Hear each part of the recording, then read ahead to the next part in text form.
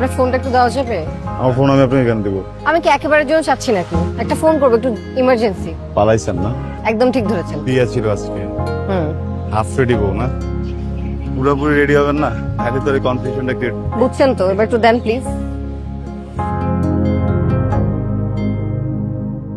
কি হলো? ধরলো না। বয়ফ্রেন্ড? আমার বয়ফ্রেন্ড নাই। বয়ফ্রেন্ড যদি না থাকে তাহলে কার সাথে পালাইছেন? আপনাকে কেন বলতে হবে? কিউরিওসিটি। নিজের সাথে পালিয়েছি। কেন? আপনি একটু বেশি প্রশ্ন করছেন না? আপনি উত্তর দিলে পারেন না? একটু বললেই তো পারেন আপনি। মনে করেন এমসিকিউ বলে দেন। বলেন না প্লিজ, কেন পালাইছেন বলেন না। বাসার থেকে জোর করে একটা জোকারের সাথে বিয়ে দিচ্ছিল, তাই পালিয়েছি। একটা বান্ধবীকে ফোন করছিলাম ওর বাসায় থাকা যাবে কিনা, ধরলো না। ভালো হয়েছে আপনার ফ্রেন্ড আপনার ফোনটা ধরেন। ফ্রেন্ডটা ধরলে তো আপনি ধরা খেয়ে যেতেন না। দেখেন লজিক বুঝি আপনি বাড়ি থেকে পালাইছেন, পালাই সোজা ফ্রেন্ডের বাসায় গেছেন। এটা 5 বছরের বাচ্চাও বুঝবে যে আপনি ফ্রেন্ডের বাসায় থাকবেন। তো সে যদি আপনার সব ফ্রেন্ড থেকে খোঁজা শুরু করে, আপনি তো খুঁজে পেয়ে যাবে। তা আপনার পরিবার আপনাকে ধরে ফেলবে না? তাহলে কি করব? আজব, আমি আপনার সাথে কথা বলছি কেন? সরেন, আমাকে আমার রাস্তা যেতে দেন। এই যে হ্যালো, এইটা একটু শোনেন না প্লিজ। কি বলবেন বলেন? আপনি ফ্রি হবেন? চলেন একসাথে থাকি। হ্যাঁ, আপনি কি পাগল? আপনার সাথে আমি কেন থাকবো? আমি আপনাকে বিয়ে কেন করব? আরে কথাটা আগে শোনেন পুরোপুরি। আগে হাই পড়েছেন কেন? আজব কথা শুনবেন তো। আপনি বিপদে পড়ছেন না, আপনার থাকার জায়গা দরকার না, আপনার একটা শেল্টার দরকার না, বান্ধবী তো ফোন ধরলো না, কই থাকবেন? আপনি ফেক ওয়াইফ হয়ে আমার বাসায় থাকবেন, আসল না, বুঝছেন না? হ্যাঁ, কি বলেন? আরে বাবা, ওরকম টেনশন নেওয়ার কিছু নেই, খুব বেশি দিনও থাকতে হবে না। আপনি শুধু বাসায় যে মিথ্যে বই নাটক করবেন, তাহলে আমার মা আমাকে বিয়ে প্রেশার দিবে না। আর আপনারও থাকার জায়গা হয়ে গেল। কিছুদিনের ভিতর তো আমি এমনিও ইউএসএ চলে যাবো। আমি যখন ইউএসএ চলে যাবো তখন আপনিও ফ্রি। আপনি আমার মধ্যে কিছু গুছিয়ে নিলেন নাকি? আপনি ইউএস যাবেন কেন? ইউএসএ যাবো বেসিক্যালি খাঁচাটা ভাঙার জন্য। আমার মার বানানো খাঁচা, এই খাঁচা আমি বন্ধু, বুঝছেন না? কিন্তু আমার তো আসলে ভিসার প্রসেসিং চলতেছে। ভিসাটা হলেই আমি ফ্লাই করব। যতদিন পর্যন্ত আছি আপনিও গোল সেট করেন, কি কি করতে চান জীবনে, কোথায় যেতে চান। আমি এখান থেকে ফ্লাই করলাম, আপনি এখান থেকে ফ্লাই করলেন, দুজন দিকে চলে গেলাম। আমিও চট্টগ্রাম চলে যাব, যে একটা চাকরির ব্যবস্থা করে ফেলবো। এখন আসলে আমার মিতার বাসায় যেতে পারছি না, কারণ এখন গেলে ভাইয়েরা খুঁজে ফেলবে। So deal?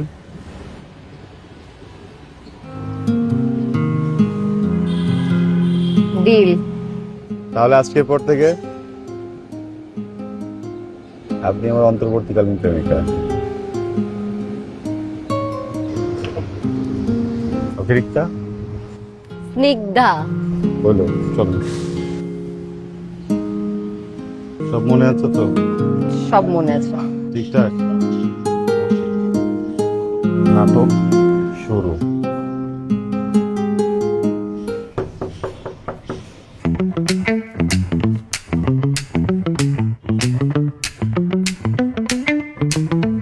ভাবি, নাটক শুরু। তুমি বিয়ে করে এসেছো প্লাবন? না মা, একজন ভালোবাসার মানুষ একজন ভালোবাসার মানুষের ভালোবাসার স্বীকৃতি দিয়েছে মা। এটাকে যদি তোমরা বিয়ে মনে করো তাহলে আমি বিয়ে করেছি।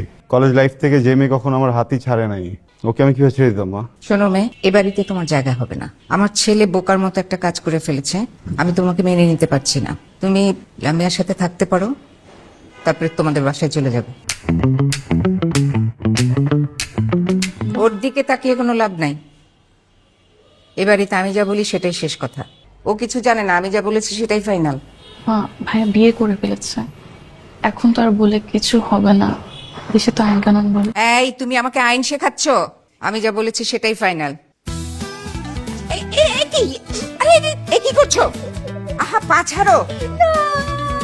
আমি কিছুতেই পা ছাড়বো না আম্মা। আপনি আপনি আমাকে মেনে না নিলে আমি আপনার পা ছাড়বো না। আপনি আমাকে চলে যেতে বলবেন না আম্মা। আমি শ্রাবণকে অনেক ভালোবাসি। আরে, চঞ্চলা, আহা, এভাবে পা ধরে না। পা ছাড়ো, উঠে উঠো ওঠো। না না না, আমি পা কিছুতেই ছাড়বো না। আপনি আমাকে মেনে না নিলে আমি আপনার পা ছাড়বো না আম্মা। আপনি আমাকে মেনে না নিলে আমি আত্মহত্যা করবো। কি? তুমি আমাকে আত্মহত্যার ভয় দেখাচ্ছ? না আম্মা, পারি। আমি আপনি আমাকে মেনে না নিলে আমি কোথাও মুখ দেখাতে পারবো না। আমার মরা ছাড়া কোনো উপায় থাকবে না আম্মা। আমাকে পুত্রবধূ হিসেবে গ্রহণ করে নেন, না হলে আমি সত্যি আত্মহত্যা করবো। মা এবার কিন্তু বাড়াবাড়ি হচ্ছে। তুমি ভাবিকে না মানলে ভাবি যদি কিছু করে বসে তখন দায়ভার কে নেবে তুমি? মা, আমি কোনো বাড়তি কথা বলবো না মা। আমি শুধু একটাই কথা বলবো, স্নিগ্ধার যদি কিছু হয় ওটা আমারও হবে। আমি দেখবো তুমি কিভাবে দুইটা মৃত্যুর দায়ভার নিতে পারো মা। আচ্ছা ঠিক আছে, আমি তোমাকে মেনে নিলাম। অত থ্যাংক ইউ আম্মা, আজকে আপনি দুটো জান বাঁচালেন।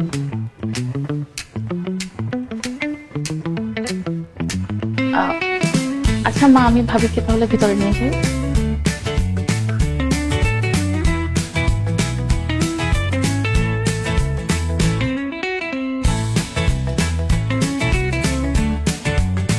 দাঁড়াও, তোমার সাথে আমার কথা আছে।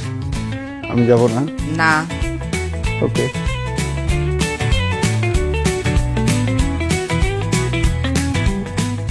কে কেমন দিলাম? ভাইরে ভাই, আপনি যে অ্যাক্টিং দেখাইছেন, নাটক সিনেমার নায়িকারও অ্যাক্টিং পারে না। আমার আম্মা বিচারপতি, হেই ধরতে পারে নাই। চিন্তা করেন। হ্যাঁ, যাক, আপাতত ঝামেলা মিটলো। তাহলে তাহলে আমাদের পদক্ষেপ কি? নেক্সট পদক্ষেপ আর কি, দুজন মিলে একটু হাজবেন্ড ওয়াইফ খেলতে হবে, নাটক করে থাকতে হবে। একবার আমার ভিসাটা হয়ে গেলে আমি এই, আপনি এই।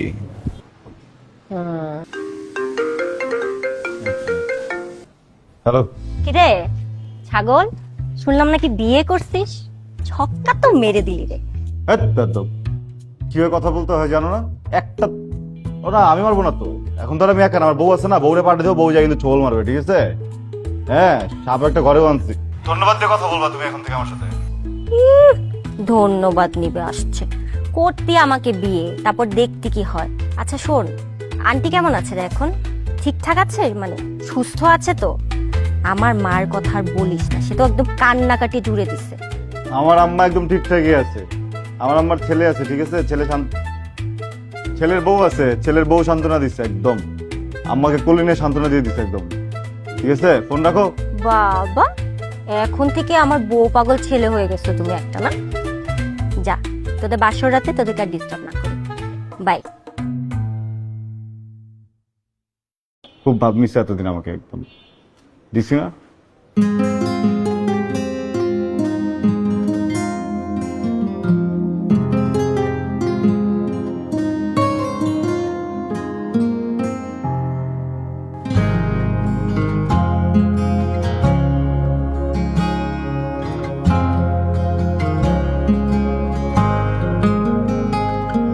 এ যে অন্যরকম অদ্ভুত অনুভূতি, কি যেন একটা সুর তুলেছে এই শূন্য ঘরে, পূর্ণ আলোর ঘ্রাণ চুপি সারে গান শোনাচ্ছে। বলো কে তুমি, এমন সুরে আমায় আটকালে।